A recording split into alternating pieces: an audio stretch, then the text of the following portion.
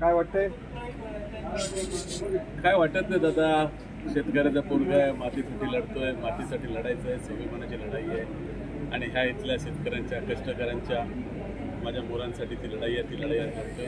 तर ह्याच मातीत माझा जन्म झाला, ह्याच मातीमध्ये माझी नाळ पुरली गेलेली आहे आणि माझी कष्टकऱ्यांची शेतकऱ्यांची पोरं जी आज सगळे मुंबई गाव सोडून गाव मुंबईच्या ठिकाणी आपले रोजगारासाठी जात आहेत, त्यांचा रोजगार पुन्हा या ठिकाणी खेचून आणण्यासाठी आणि यासाठी या भूमिपुत्राची लढाई लढण्यासाठी मी या ठिकाणी उभा आहे. महायुतीचे उमेदवार या ठिकाणी उमेदवारी अर्ज भरलेला आहे त्यांनी 22. प्रश्न असा आहे, महाविकास आघाडीचा मी घटक जरी असलो तर आज 29 तारखेवर वेळ आहे.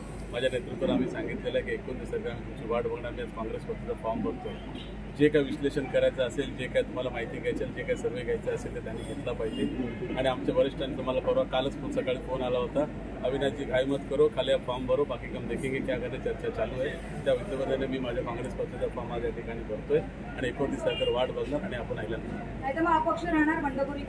मी फॉर्म भरतोय. याचा अर्थ असा आहे की मी माघार घेणार नाही. मी पहिलंच म्हटलं, ही लढाई अविनाश लढाई नसून माझ्या भूमिपुत्राची, कष्टकऱ्यांची, जनतेची, माझ्या गोरगरीब जनतेसाठी, माझ्या शेतकऱ्यांसाठी आम्ही या लढा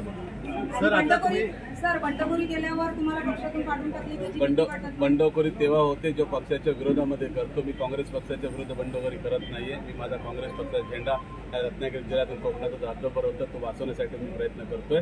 मी कुठलीही बंडखोरी करत नाही. ती माझ्या काँग्रेस पक्षाचा तिरंगा फडकला पाहिजे.